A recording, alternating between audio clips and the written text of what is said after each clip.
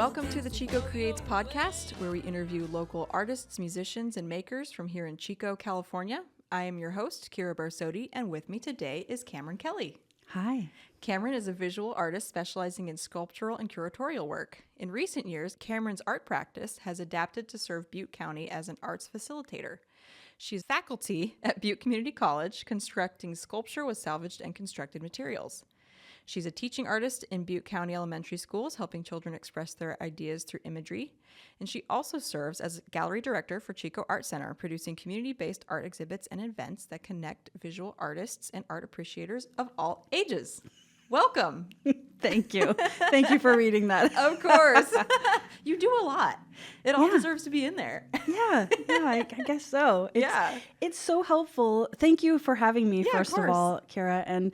And what an opportunity to kind of reflect on this community that we are in. Mm-hmm. And I just feel so grateful to you, first of all, for creating this space to make time for voices, or creative voices. Mm-hmm. I love podcasts. I'll probably share the ones I like, but I think that it's a wonderful way to highlight the people you know, the people you work with, because you are an integral part of Chico and the creative community, and you're giving that gift to the rest of us by holding space for us and seeing how we are all integrated, and that is a huge value to all of us. So thank you. Well, thank you for that. Yeah. Appreciate it. Yeah, I started this project just with that purpose, in mind, is we have so many incredible makers in this community, and we all kind of exist in our own little bubbles, So, and a podcast is a great way for everyone in the world, but also in Chico, to be able to access that. So I also have questions for you. Is that okay? Oh, that's okay. Yeah. I mean, not prepared, but just thinking about, how many episodes has it been so far? This will be 22. Yeah, 22. So it makes me wonder how, now this is part of your practice. It's part of your art practice. And how are you adapting, or how is it now feeding you now that you've got the mechanisms in place, which I really appreciate. Getting something started is one thing, but then to keep it going is tremendous. It's not necessarily a strength of an artist. Usually because of circumstances. I wouldn't say it's a character trait necessarily, but it's nothing short of a miracle, because nobody is asking, right. or maybe maybe people are asking, but there's really it's such an unspoken role of any creative in a society, how we make it work. Right. It's kind of magic, even though it's been an integral part of our lives since cave painting. We have always needed creativity and outlets in our lives to be around it. So I commend you too to keep up. 22 episodes, it's a job, but it's also feeding you. So I'm curious how it feeds you. Yeah, it is. And, I love to, the funny thing is about this podcast, like, I'm here to, shine a light on other artists, but I love to talk about myself. So I am happy to answer your questions. So for me, it's like anything. I get started, I get excited, and then I get the ball rolling. And then once that ball is rolling, I'm like, oh shit, what have I got myself into, kind of a thing, This is more work than I bargained for. The passion doesn't last, it's been a year. But every time I feel like I'm scrambling to get guests together at the last minute every time. I've really got to get that dialed in. You'd think I would have it dialed in after a year, but once I'm here and recording, it's so much fun. I love having these conversations. I always learn something. I'm currently kind of I'm trying to bring, people I don't really know that well in, but I've got a long list of people I know. So I learn something new about everyone that is on the other side of the microphone, and I know that other people are enjoying it too. I I run into people around town who are like, hey, I listened to the podcast, and I don't know them, and that's really cool. So that also keeps me going, is knowing that people are enjoying it. Yeah. And you, my knowing of you was first kind of, you came into, if Chico has a scene, let's just say it does.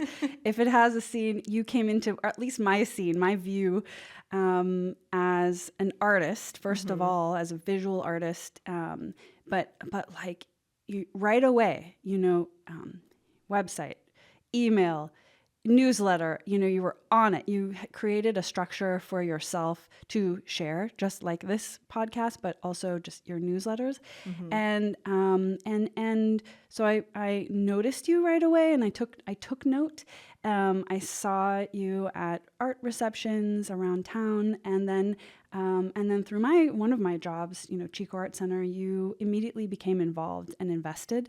And of course, I'm grateful and noticed because I was grateful right away. You made yourself available, and really, I feel like found a way to anchor yourself in this community right away, and with a real transparency that you moved here, you came, you kind of returned back as a new, small, growing family with a new kind of position in Chico, a new identity as a partner, as a mom, and as a working artist. And the way that you share that with the rest of us has, I think, helped all of us. I mean, you have brought what you learn as a self-promoter for your work to Chico Art Center, to Open Studios Art Tour last year. It was really tremendous.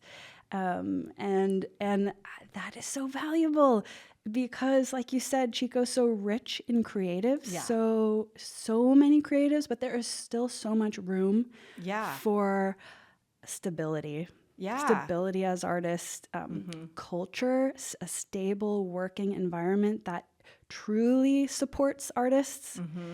And you might hear some skepticism in my voice. I'm a little jaded, but that's only out of gratitude and being like fully invested. Yeah,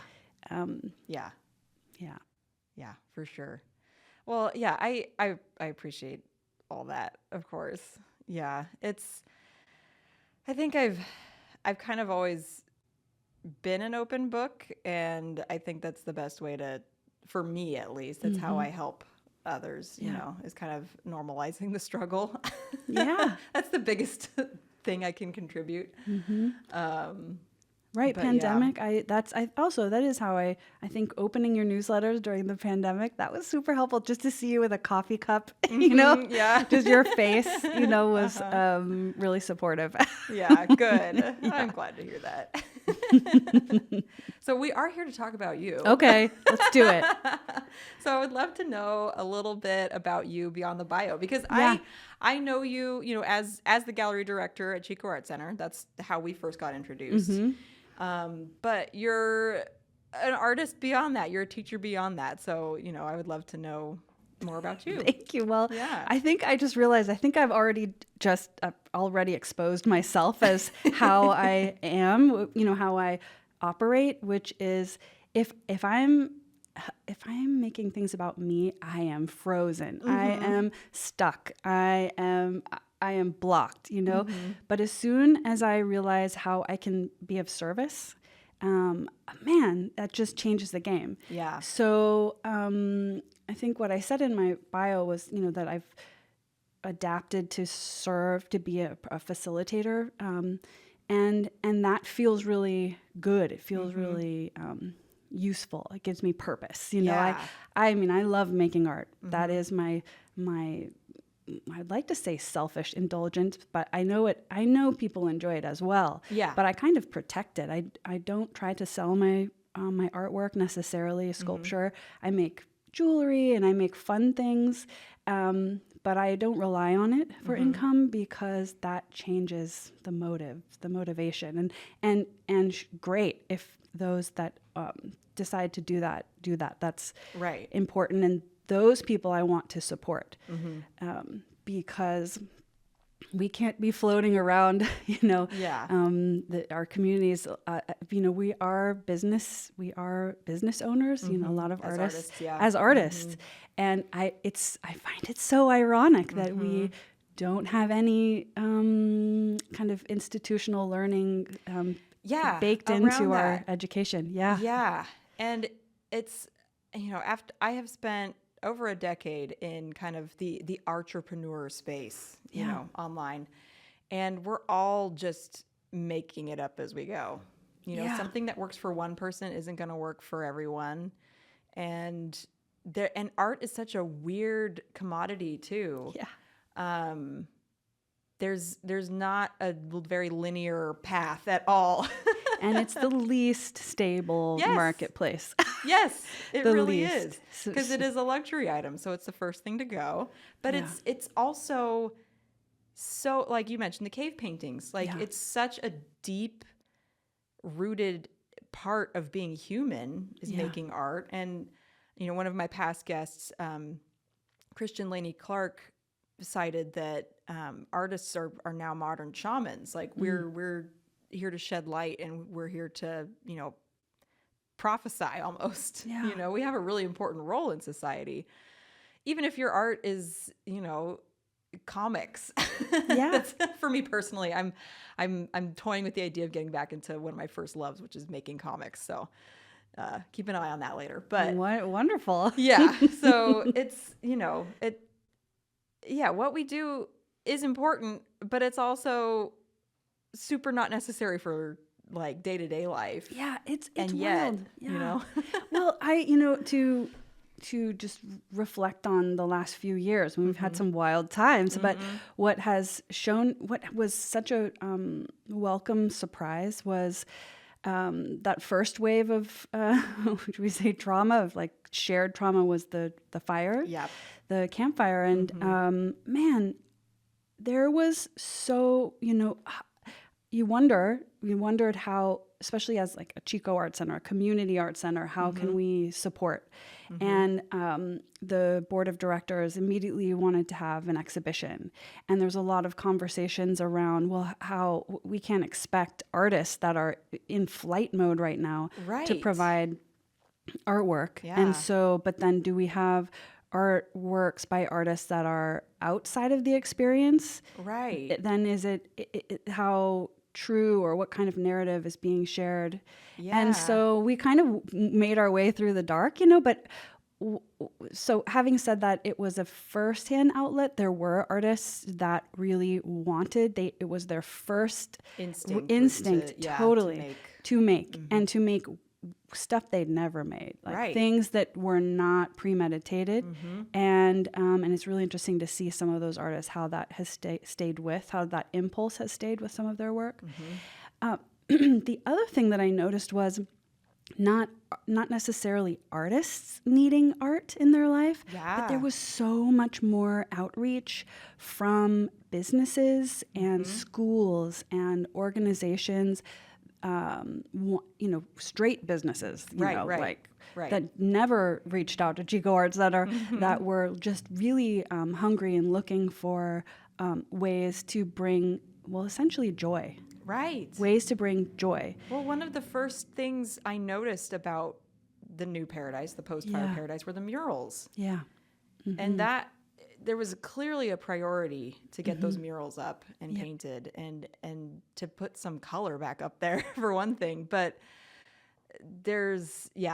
art is, deeply healing.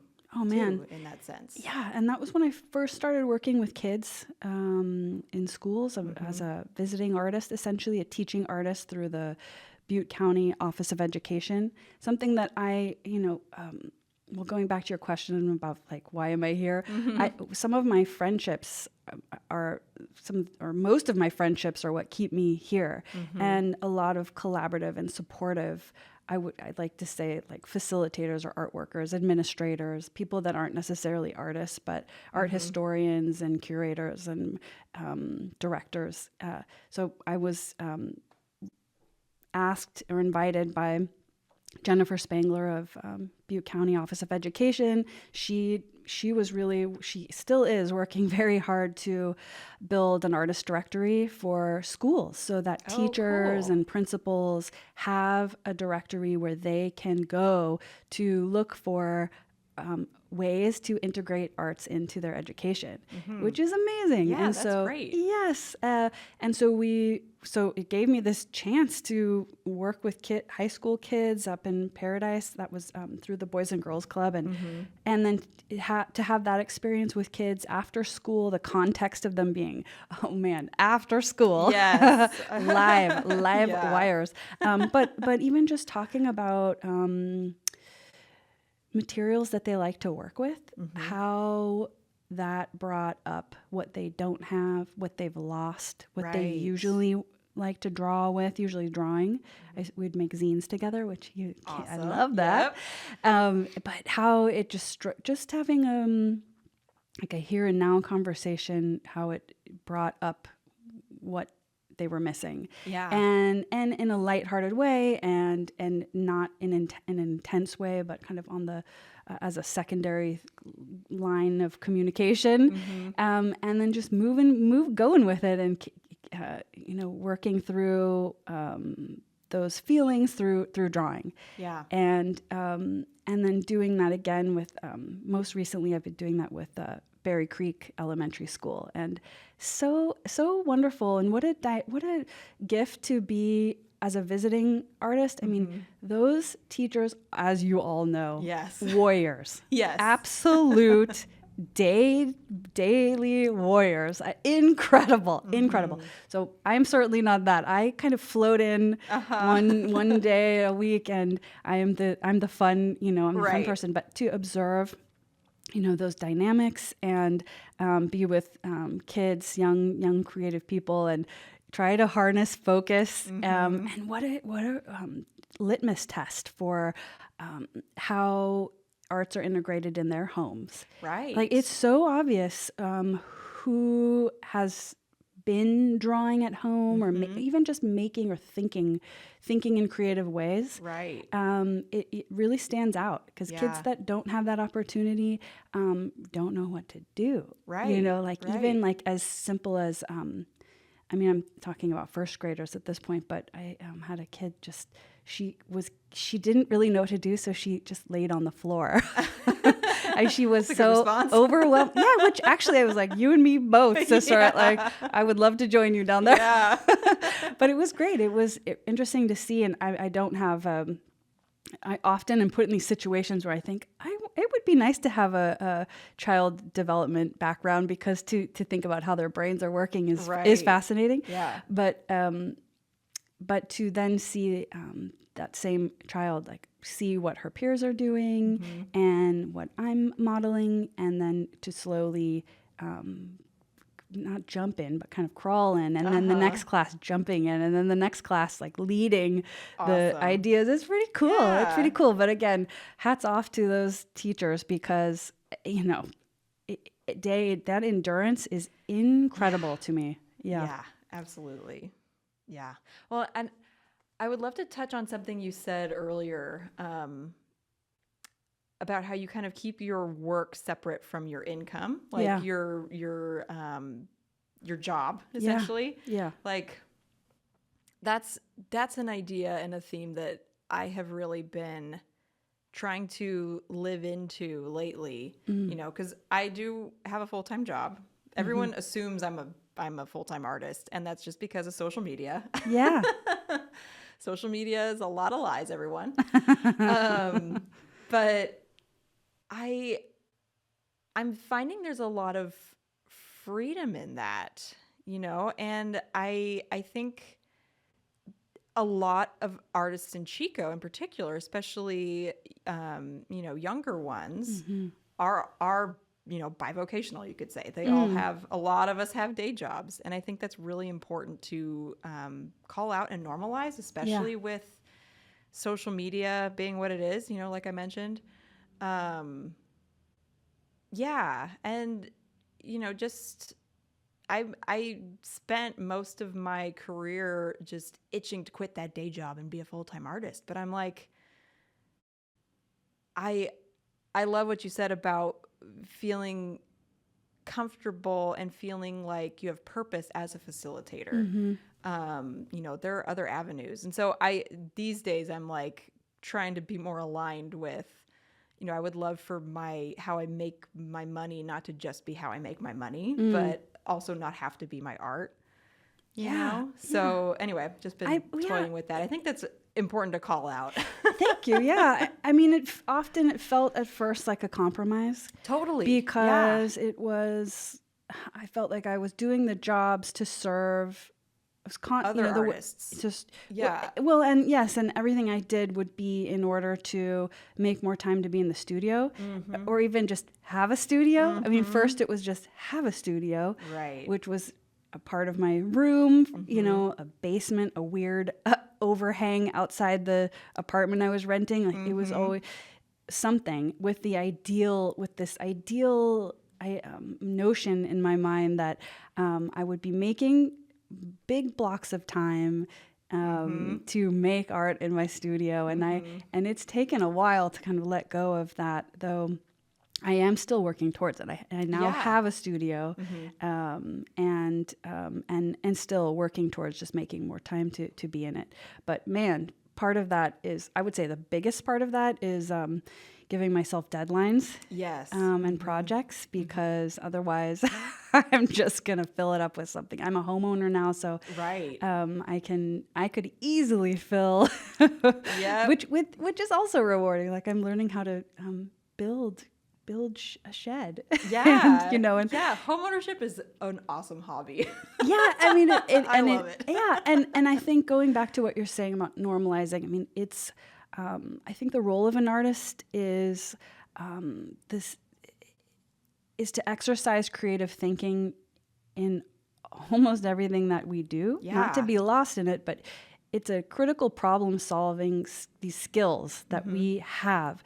And something that I constantly, often reminded is, not everyone thinks in images, right? And not everyone, and I don't always think in images, but in space. Like I think spatially, right? And so sometimes that's very useful. Usually in not useful moments, and not with most people, because it's not the way.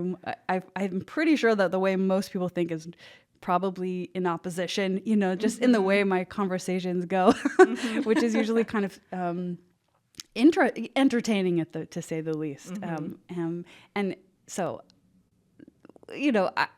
I think the role of the artist, I think, to be a creative thinker, we bring that to hopefully, everything we do. But also to remember, in terms of going back to being a service, someone that works in service, that not everything is our art. Right. So, art and design are hand in hand. Sometimes, not everything can be an original creation. There are systems in place for us to help us. And I noticed that, with curating exhibitions, my contribution is not a good design is unnoticed. Right. Good design goes without being spoken. So if I'm putting together an exhibition, if someone feels, if someone's moved by the artwork in the show, I've done a good job. I feel rewarded. They're not necessarily going to notice the lighting or how much space they had to step back or approach the work, or that they didn't see that specific artwork right away. Maybe they saw it after they walked through the rest of the show. Right. They don't have to know that. They just have a feeling.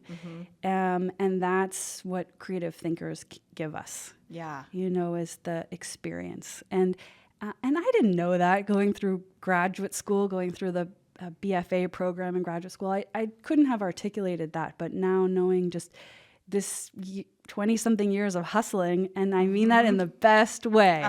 I mean, underground hustle, overground hustle, whatever you call it. I mean, hustling meaning hoofing it, not hustling taking advantage of people, but hustling like constantly thinking about how you're going to get to where you want to go. Right. Yeah. Or get out of where you're at. Yeah.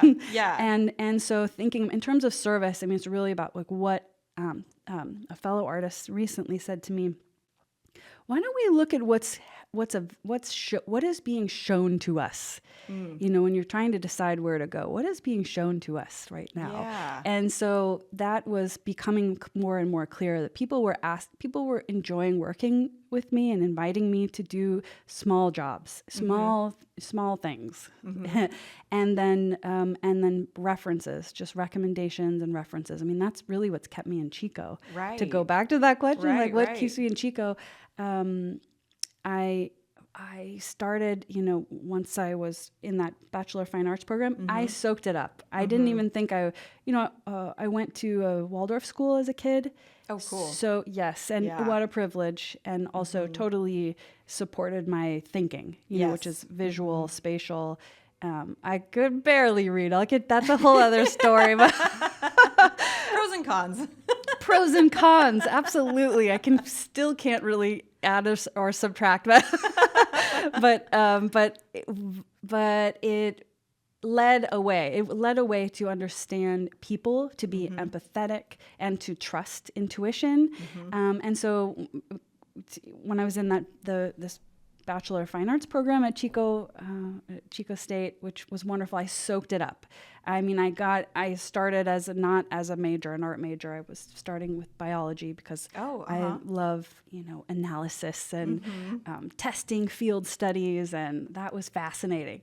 But the more art classes I took, the more fascinated I was by my professors, and I soaked them up. I soaked up their attitudes, their lifestyles, from what I could tell, you know, I mean, just in class. Yeah. But also some of them, this is what I mean by references, some of them started asking me to house sit for them when they would go away for the summer. And then all of a sudden I had their interior life. Right. You know, I was taking care of their studios and their pets, and what a way to what a privilege. Yeah. And what a gift. And then became both of my sculpture professors invited me to, you know, help them in their studios and that was a great part. That's what I mean by the hustle. Like, oh, sure, I can do, you know, yes, I'd love to work for you. I delivered papers. I did the weirdest things. Yeah. But studio assistance was great. It was so cool. It was just a way to see, you know, and both of them at the time were really focusing on getting public art commissions.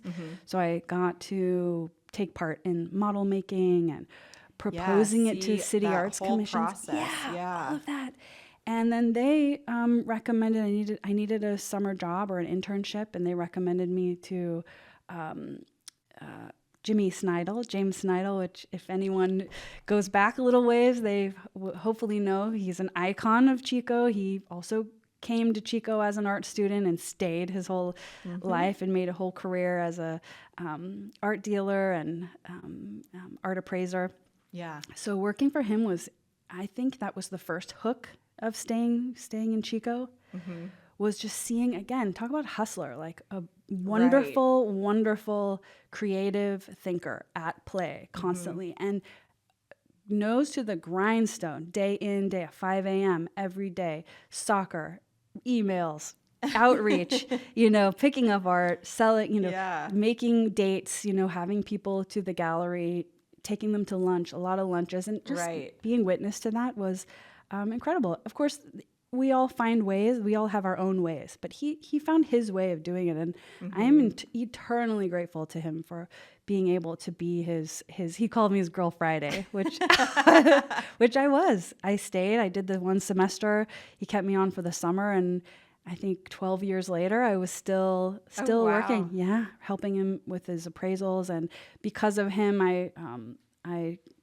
went through a appraisal certification during the pandemic, just to think like, oh, this is another way I can be of service. Yeah, because I can see that that's what people need. Right. So, so he was a huge mentor, so helpful, and also he found so much joy. Yeah, he still finds so much joy in what he does, and he lets his joy lead him, and that is invaluable. Yeah, I really appreciate the way he navigates through life. Yeah, For sure. Well, and it goes back to what you said about like if we pay attention, we're shown, what is next for us, you kind of lean into your strengths versus like act in resistance, which is something I'm finally starting to embrace. So yeah. Sounds like you have. Well, I mean, it's day to day. Let's just say day by day. Yeah.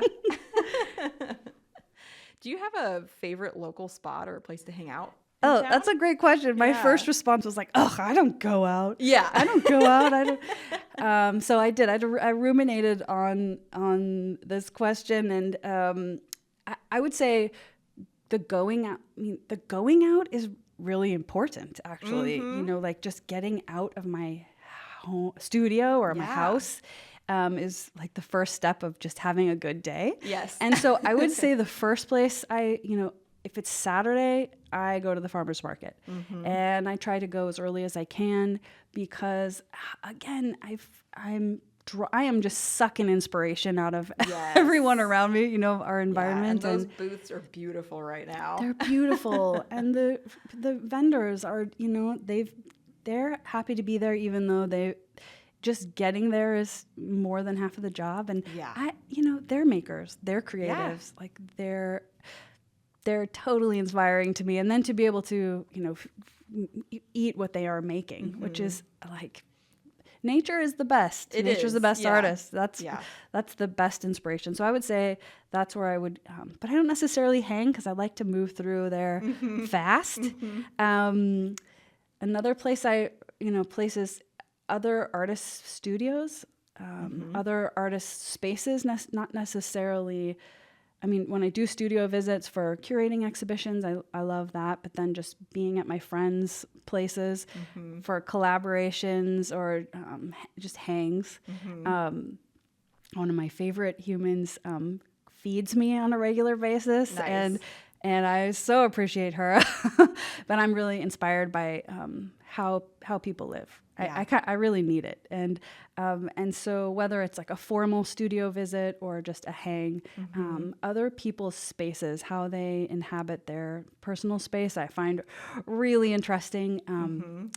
Estate sales is another way to, again, kind of experience people's interior lives. And their things, their objects I'm totally inspired by. Oh, yeah.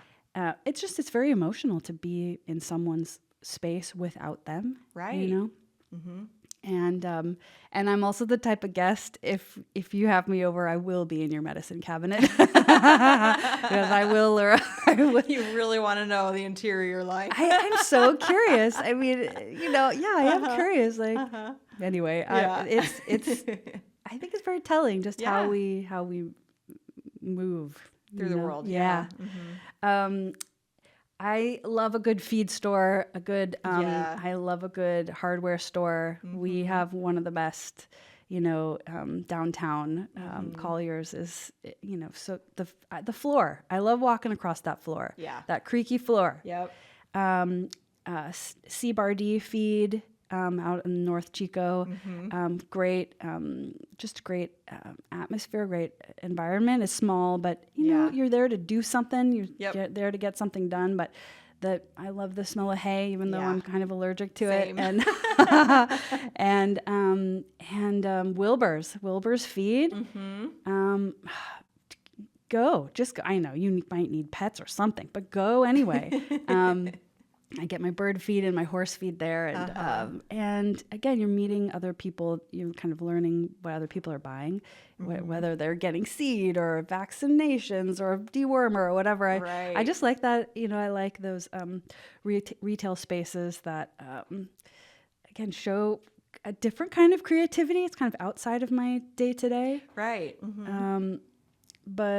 But I love it. Again, the smells, whatever plants they're starting and selling out front, helps me again with like my sense of seasons and what's changing and what those opportunities bring of what I can plant. What you could add to your garden. Yeah. So I would say those are some of my favorite. Oh, Restore. I love the Restore. Yeah. Restore's awesome. Yep. Gotta give myself a time limit, you know. And I don't have to take everything home. Right. Some people go to adopt, animal adoption places. I go to Restore. I think about how can I rescue some of the things there. Salvation Army. I love Salvation Army. So those are those. I would say those. If I have to leave my home, the security of my home. Where you end up. Yeah. Nice. So I'd love to know more about your sculpture. So what led you to that, and is that kind of what your daily practice looks like when you're able to get into the studio? Yeah. Around sculpture? I think, sculpture. I mean, objects. That materials. is consistent with everything you've been saying. Yes, materials, objects, the intrinsic value of a thing, the thingness of something. Man, I mean, sometimes I feel like I couldn't make an object as valuable as what already exists. Right. Petrified wood, rocks. There are some rocks that just. So I do actually. I have made a series of sculptures with rocks. In graduate school, I started tailoring outerwear or outdoor wear for rocks that I would take on vacation. So I would go to. One of my hustles was doing art glass crafting at, what do you call them, retreats. So companies would have retreats for their top salespeople, and their events coordinator would need to hire someone to entertain, usually the partners. Oh, okay. And so great art hustle. And so an artist that I met at a workshop, at a summer arts workshop, she, in her wisdom, put together an art glass crafting workshop. And so we would every summer for a few summers, we would go to Carmel Beach and so to some of those Pebble Beach resort and teach these art glass classes. Nice. And so after the classes, I would go for these drives up and down the those beautiful beaches, and I would liberate some of those gorgeous rocks, these big tumbled granite rocks, which I find them fascinating because I don't think they're from the coastline. Oh, right. I don't know. I think they may actually be interlopers. I don't think they're native to that coastline, but I think they're there because they're beautiful, they're pretty, and they serve a purpose. So I would take some home, take them home to Chico, and thinking about that place, like how Carmel functions as a tour. I'm from Santa Cruz, by the way, I should say. Okay. Tourism is an industry that I'm very aware of, and who's local and who's not. Yep. Unfortunately, I don't love that I felt that way, but I think it was inherent in living on the coast. Oh yeah, where tourism is a big, and it informs my work. So going back to these sculptures, I started thinking about the golfers that I would watch and what they would wear and how they're usually kind of corporate based events, and how that presentation to each other, how the golfers would sort of present to each other. It's like watching peacocks, like it's watching watching animals, like we are the strangest animals. And so I started thinking about the kind of looking at the fashion and kind of following the language, like heritage lines, like Abercrombie and Fitch had heritage lines, and Gap, and they're actually related. So thinking about those commercial structures and the language around fashion, and then imposing that human sensibility on these rocks. So learning to fashion, so like tweed, looking at the different kinds of fabrics that are used, and then tailoring them to these rocks, doing insulated padding and like the leather pupper vests exactly piping and double zippers and inside pockets, and I mean, ridiculous. Love it. Totally into it. Did that for a couple of years and made these they're like 10 to 20 pound rocks that I could carry, like I could hike out of a place. Right. Sometimes it was Carmel, sometimes it was usually state parks. So I like to say they will make it back. They're on an extended vacation. They will be returned. But I guess the formal part of making soft sculpture was essentially, I loved in my education mold making and casting aluminum, casting bronze, and thinking about how to make 1 and 2 part molds, 3 part molds. So I actually came to sewing those covers for rocks, not necessarily as a sewer, right, but as a mold maker. Right. And so sewing these covers, because they're not symmetrical, right, so you can't... you can't cut a pattern that's going to fit every rock. Right. And so I realized what I was doing was, which I had been doing before with other sculptural installations. I love working on site-specific projects. I love working with animals. That everything I was doing was giving me time to be with that thing, with that animal, with that place. I guess that's the way, I think that's why plein air painters you have your time, and drawing gives you time to be with something. So I really like thinking about these how these rocks were worn down, how they were literally weathered, how were they enduring their environment, and then sort of inserting a mothering instinct to protect them, which also ironically suffocates them. If it was a puppy or a child, it would be too much. I would be helicopter parenting for sure, because I'd be overthinking it. But the absurdity of all of that was just kept me eternally entertained. So, I love it. So I made a line of tailored rocks, and I made a lookbook, and that's amazing. And it was also a way to repurpose a lot of these wonderful clothes that were being handed down to me. I'm 6th generation Californian, and so that comes with the privilege of a lot of hand-me-downs, a lot of quilted. I'm also I have Irish and English heritage, so tweeds and wools. These are quality fabrics that were they were held on to for me, and I never being able to give them or mother these objects that I loved with my hand-me-downs felt totally appropriate. It felt really rewarding and strange, but also rewarding. I love that. Oh my gosh. Do you have pictures of that up, series anywhere? I'll make that available. I would love to see okay, those. I will. At the same time, it's also part of, I think, of an aesthetic of, I have a horse, a wonderful horse. He's 23 now. Oh, wow. And getting up there. But he's, I've grown up working on horse ranches and as a way, again, side hustle, a way to pay for, board.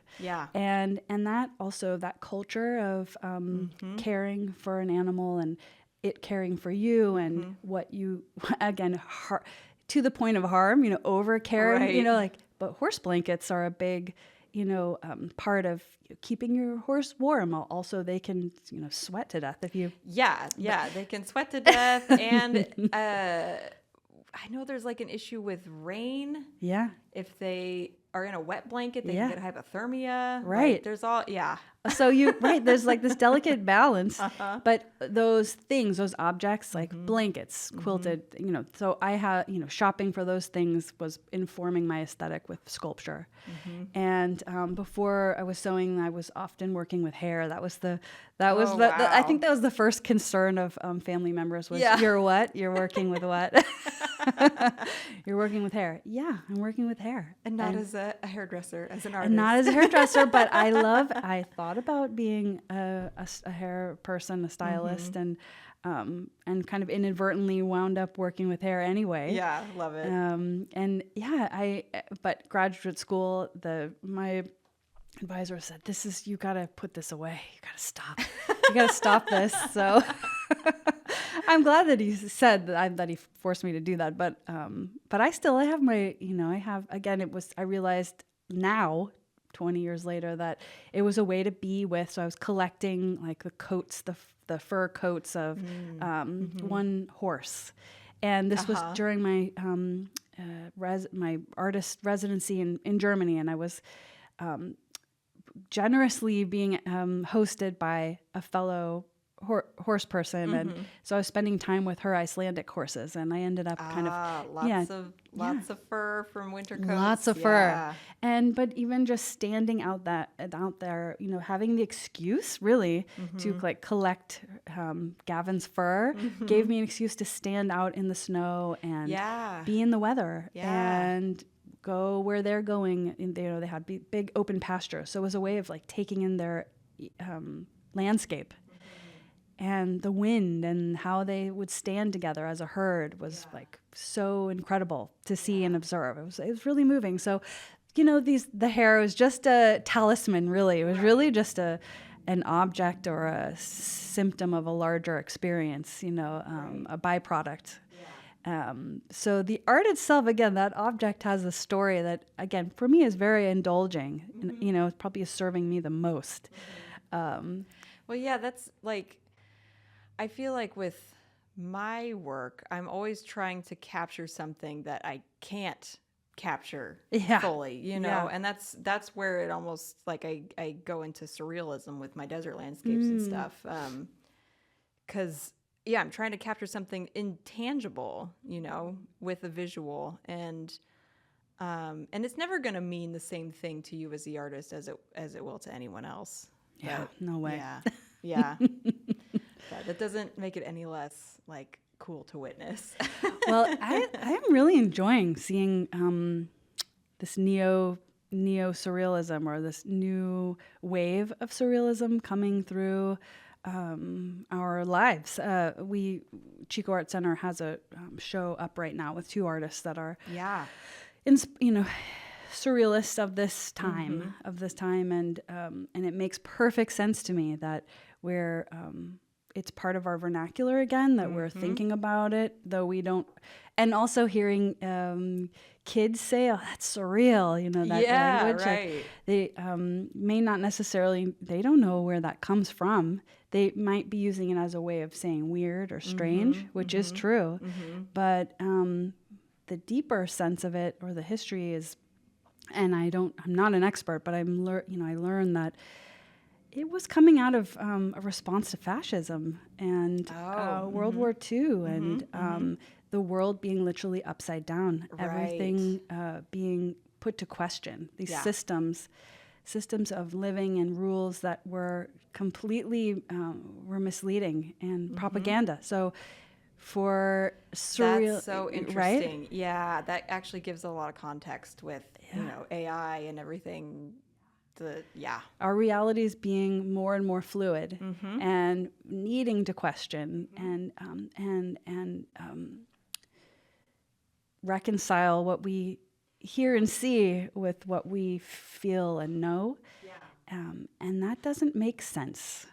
So it can't necessarily look like it makes sense. Right. It is strange, and not just to be weird. Right. That might be the entry point, and I really appreciate the way that, like the original surrealists, each artist's aesthetic is quite different. We might be responding to each other, but very distinct styles emerge. Like, for example, I think I started working with hair because Merritt Oppenheim was a huge influence to me. I mean, I love Duchamp. I learned about Duchamp, and the gravity of his work really shifted. He was part of the first waves of modernism, and we still don't totally understand. But when I saw Merritt Oppenheimer's fur cup, her fur teacup. I just felt a certain way. It just made me feel something that I didn't understand, and I kept going. I kept trying to figure it out.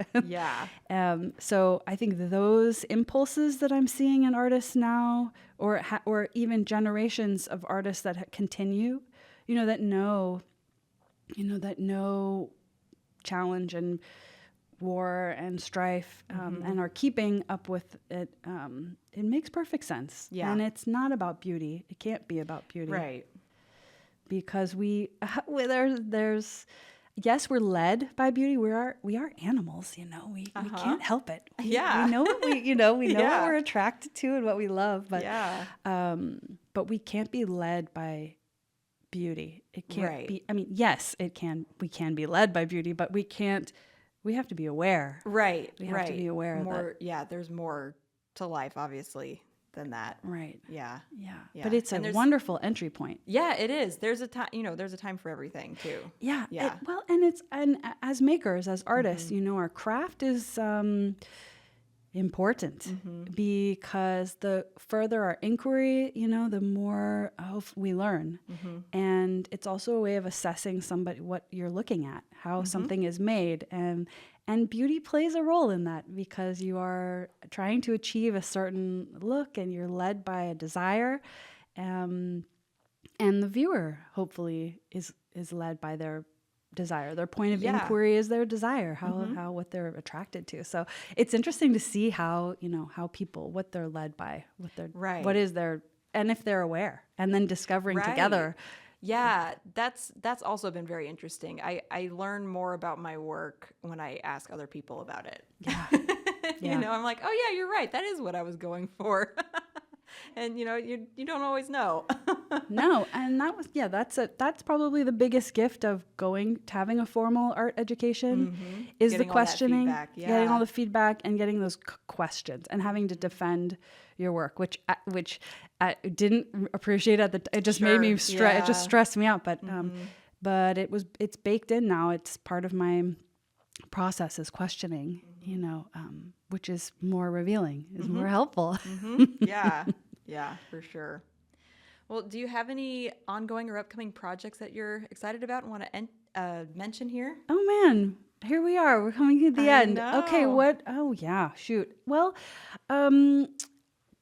speaking of deadlines, I've been just recently invited to be in a group show. Oh, cool. It's in the works. So stay posted. But the show, as the working title, is Proprioception, and the artists from Chico are curating this exhibit. It will be at Manca beginning of fall, and I'll be making some kind of interactive sculpture for that. Ooh, that's exciting. Yeah. It's a wonderful deadline. It's a really great space to get my head into, and dedicate some studio time. Yeah. I love working at the makerspace at Butte College. I love making sculpture. I love thinking about how technology can influence or integrate into making. So I guess I would say that might be part of the project. I don't know. I'm just in the beginning stages of that. Yeah. But also, I'm just wrapping up a 1-year grant project with Chico Creative Reuse Mobile, which has been incredible. An incredible privilege. And Chico Creative Reuse is a place. It's an organization that collects materials, artist supplies, and re-gifts to anyone that needs them. And so this past year, I've been working with 5 and 6 artists that also use upcycled materials in different ways, found objects, fabrics, clothings. And so over the course of this year, we've really enjoyed working together. And now that the grant project is over, we're working on a way to keep working together. Yeah. And again, that hustle, and the creative thinking, man, we were in full effect. So I can't tell you what our name is yet or what we're exact, but we will be offering art classes, or essentially kind of facilitating creative get-togethers. They're not formal classes, but creative spaces, or a creative space, studio space for kids to come and be creative, to be hands-on, to have tools at the ready, and to have our support in their ideas and developing their ideas. That might be for homeschoolers, that might be for after schoolers, it might be maybe next summer school. And then because that's what we're learning people want. Right. And then big kids need a place to make. Absolutely, we do. Yeah, so we're working on that, on making a space that is safe and full of materials that people can use and kind of drop in or have scheduled time to make and think creatively. So that I'm really looking forward to making available with my collaborators. Cohort there. Yeah, awesome. Yeah. That's great. Very exciting. How can people find you, follow you online? I would say right now, best way is Instagram, Cam Kelly, and as our collaborative space develops, we'll have a website. Awesome. And a name that you can follow. You can very often, see what kind of exhibitions I'm cooking up at Chico Art Center, and and also what kind of art exhibition proposals I'm fielding. That's a wonderful. I'd love to give a shout out to all you artists that are looking for a space and wanting to make an exhibition. Please put your ideas on paper, make a slideshow. Kira knows about it. She'll be exhibiting in the fall. Because she proposed a show last year. And so, you can find me planning exhibitions at Chico Art Center. That's another way to find me. Yeah, or in the classroom. Maybe I'll see you at Butte College making sculpture. Amazing. Yeah. Well, thank you so much for your time. This was excellent. An excellent conversation. Really appreciate it.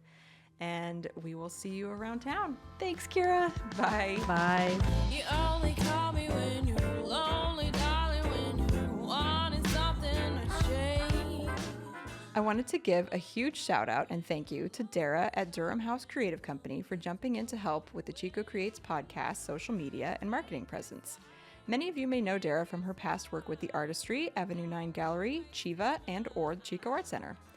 I look forward to our collaboration. If you're looking for someone to help with your social media, marketing, or branding, give her a call at 530-570-3045. If you love what we're doing with the show, please consider becoming a supporter for as little as $5 a month. And if nothing else, subscribing and leaving us a review on your favorite podcast player is always very much appreciated and will help other people find us and the stories we share. You can find Chico Creates on Instagram at chico.creates. Thank you for listening and being part of our community.